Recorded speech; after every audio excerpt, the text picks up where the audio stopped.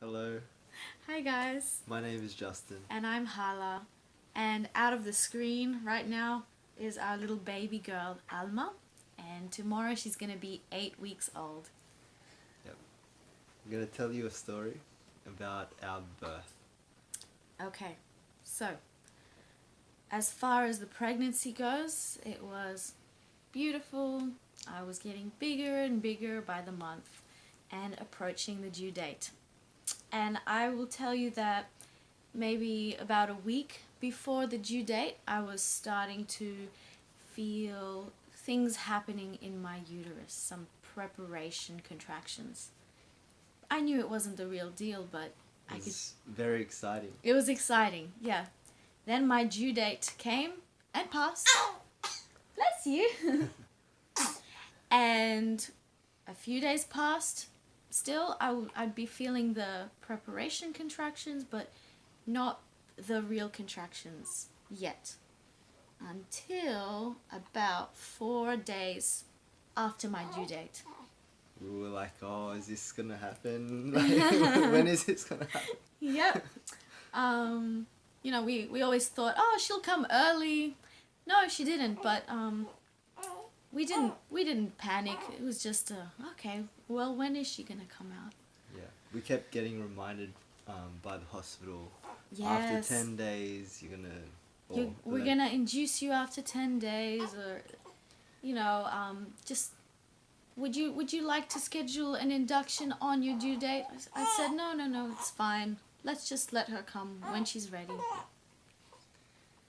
Yeah. And then one night came, about 4 days past the due date, and I was starting to feel contractions, and they were quite different to the preparation contractions, but they weren't quite the thing yet. So I told Justin, oh, I think I'm having contractions, but let's go to sleep. Yeah. You couldn't sleep though, right? Well, I was trying to sleep, and I tell you, maybe I was in a light on and off sleep. I was definitely feeling stuff going on. It just wasn't intense or anything. I just felt something was happening. And then 4:30 a.m., I was feeling a little bit of wetness. Like water has broken type Yeah. of wetness. We called the hospital. We were both very excited. Yeah. We had everything packed and ready to go, But we thought, okay, I'll take a shower, I'll get comfortable, and we'll come to the hospital when we're ready. Yeah. So we called them at like 4:30 a.m., but we came at 6 a.m., so Yeah. about an Wasn't hour. any. We knew we weren't in any rush. No to get rush. there. When we got there, they said that my waters had definitely broken, and I was 1 centimeter dilated and about 50% effaced. So instead of my cervix being 4 centimeters long, it had shortened to about 2 centimeters. So we were definitely moving along. Something is happening.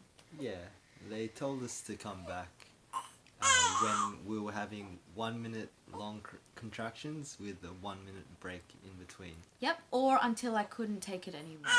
It was either Yeah. that or the other. And it was the day that we actually had to vote. Yeah, it was a voting day. So, I'd already elected to have a postal vote, but what did we do? We thought, why don't we just walk to the elections? Yeah. So we walked to the elections, and I was having my contractions at the elections. Which was pretty funny. We Keep going. Yeah, and then that definitely helped progress the labor along. We got home. We prepared the space. We set up nice ambiance with music, with essential oils, and a lot of pillows. Lots of pillows. Just basically the way we were taught, the way Julie had taught us. We also had heat packs to help, I guess, ease any of the tensions that Hala would have been feeling in the lower back through the contractions. So, yeah, that really was a good experience for us, where we were just really present with each other. She was present in her body, and even though we had heard what was to be expected, for me, it was still all new. It was a new experience. So everything was,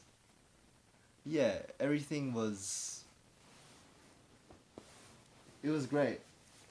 Yeah, I mean, from my perspective, it was like my body was in the middle of a dance between her and myself, and we were basically in, it was like choreography between us, and all I needed to do was to just focus and breathe with my contractions and feel my body and just let it do exactly what it was designed to do, and to just breathe with that process instead of resisting it. I just breathed with it. I had visualizations of opening up like a rose, just unfurling, and that really was great for me. Yeah, and that's something that we had also communicated beforehand. Yeah. Was me, what would I do for Hala? How would I support her in the best way possible? Yeah. And that was just reminding her of her visualizations, breathing with her, various massage techniques, massaging her feet, massaging her lower back and around the sacrum, around the tailbone. Yeah. Yeah, and I mean, we already communicate a lot as a couple, but going to Julie's classes really set the scene and the opportunity for us to talk more about it.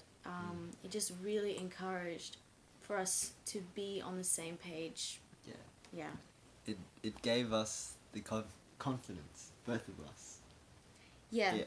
Absolutely. Oh, absolutely. So in our story, where are we at now? We are breathing. We are going through the contractions.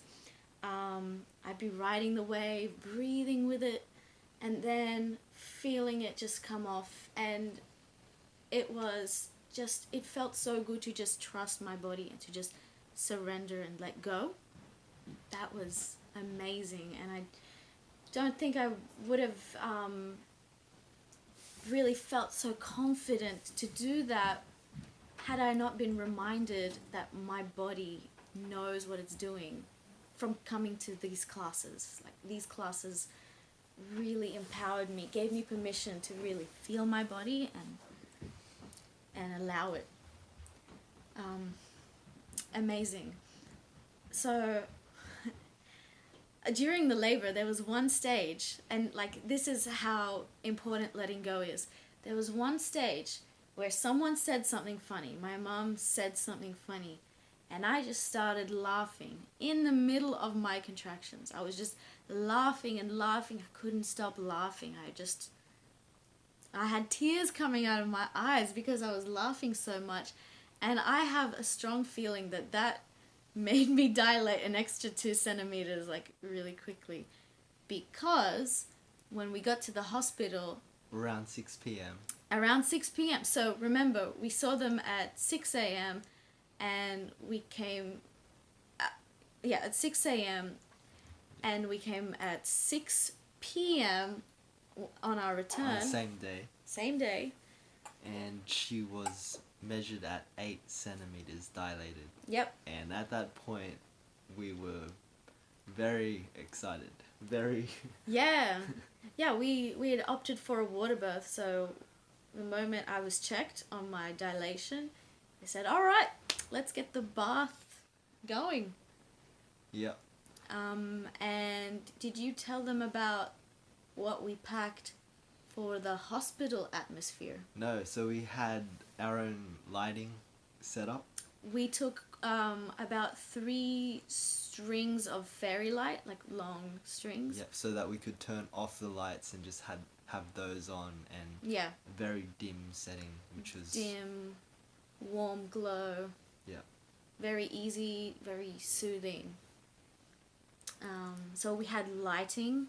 We had music. Yep. The same music that we were playing back at home. We just took the Bluetooth speaker with us. Yeah, and just continued. And we had the essential oils going. I mean, I took my time before labor ever started to really think about what fragrances I liked, and it's different for everyone, but I liked particular fragrances and we took them with us, and I can still smell them right now. Yeah. So when Alma was coming out, Yeah. tell us about that experience.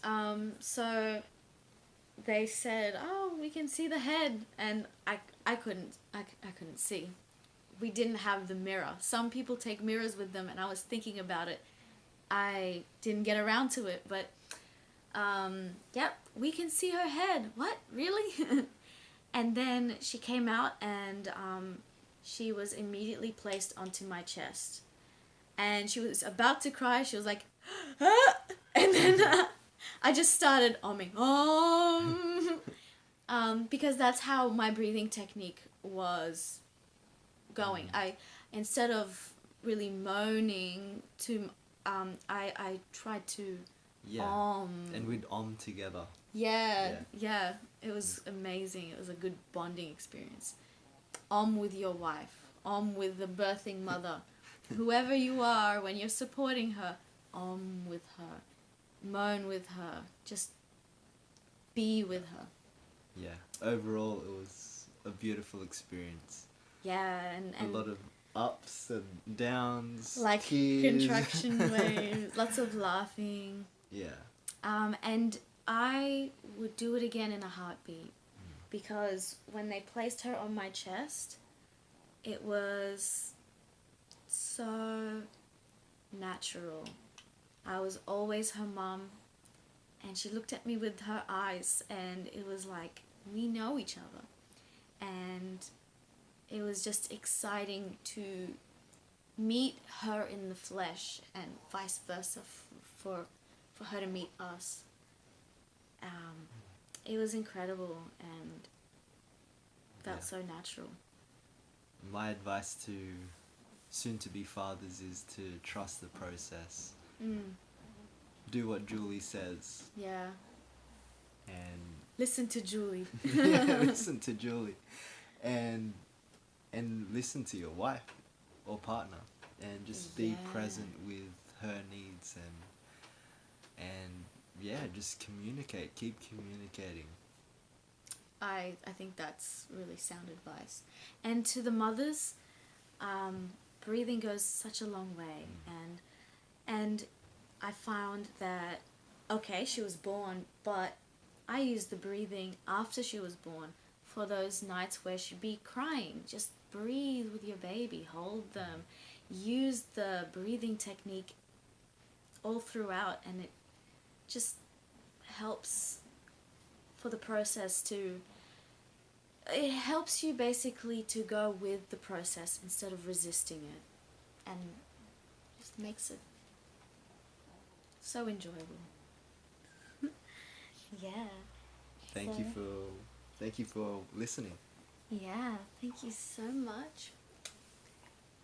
It's such a pleasure, and best wishes to you guys on your birthing experience. You'll have such a beautiful little one.